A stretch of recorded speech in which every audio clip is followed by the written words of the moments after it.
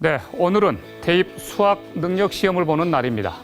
우리의 미래이자 이 나라를 짊어질 동량들이 대학 진학을 위해서 혼신의 힘을 다해 달려온 그 불꽃 같은 열정을 오늘 하루에 쏟아붓는 그런 날입니다.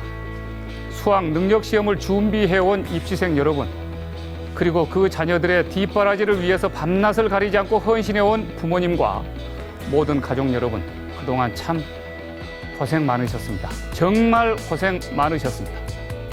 그래서 오늘은 대한민국 교육의 중요성과 현 교육제도 및 정책의 몇 가지 문제점을 생각해보는 시간을 갖겠습니다. 오늘날 대한민국이 세계 경제 12위권에 진입할 수 있었던 성공의 배경에는 교육이 전부였습니다. 이 땅의 교육 열풍은 이 나라를 여기까지 일으켜 세우는 데 절대적인 공헌을 했습니다. 대한민국은 다른 주요 국가들과 비교했을 때 영토가 크거나 인구가 많은 나라가 아닙니다. 그렇다고 석유나 지하자원이 풍부하게 매장되어 있는 자원부국도 아닙니다. 이 나라가 갖고 있는 유일한 자원이라면 그것은 오직 인적 자원뿐입니다. 석유 한 방울 나지 않는 대한민국이 석유 제품을 수출하는 석유 수출국이 될 수 있었던 힘도 바로 인재교육, 바로 여기에 있었습니다. 지금의 대한민국의 경제 기적은 바로 이렇게 이루어졌습니다. 하지만 21세기 세계화 시대를 맞이해서 이제 우리의 교육의 질도 한 단계 업그레이드 되어야 합니다. 지금과 같은 과거식 교육 방식과 오락가락하는 교육 정책으로는 더 이상 세계화 시대의 주도 국가가 될 수 없습니다.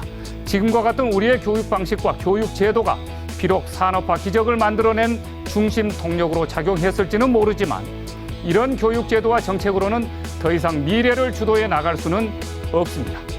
그래서 지금의 교육 제도와 방식은 오히려 미래 국력을 약화시키는 주 원인이 되고 있다는 비판이 나오고 있습니다. 우선 사교육과 공교육의 문제가 너무 심각합니다. 약 159조 원대로 추산되는 천문학적인 사교육비 때문에 모든 대한민국의 가정에 가계부채가 천정부지로 치솟고 있습니다.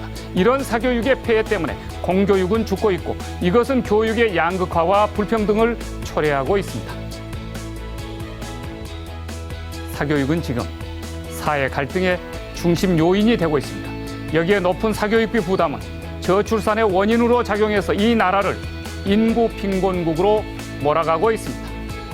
그리고 인구 감소가 결국 국가 경제의 동력을 상실하게 만들 것이라는 우려까지 낳고 있습니다. 지나친 사교육비 문제는 부모 세대인 40, 50대들이 노후를 준비할 자금을 마련하지 못하게 만들고 있고 이는 곧 대한민국을 노인 빈곤국으로 전락시킬 아주 위험한 문제로 등장하고 있습니다. 소비가 줄고 집값이 천정부지로 뛰고 있는 그 중심에도 역시 사교육이 자리 잡고 있습니다.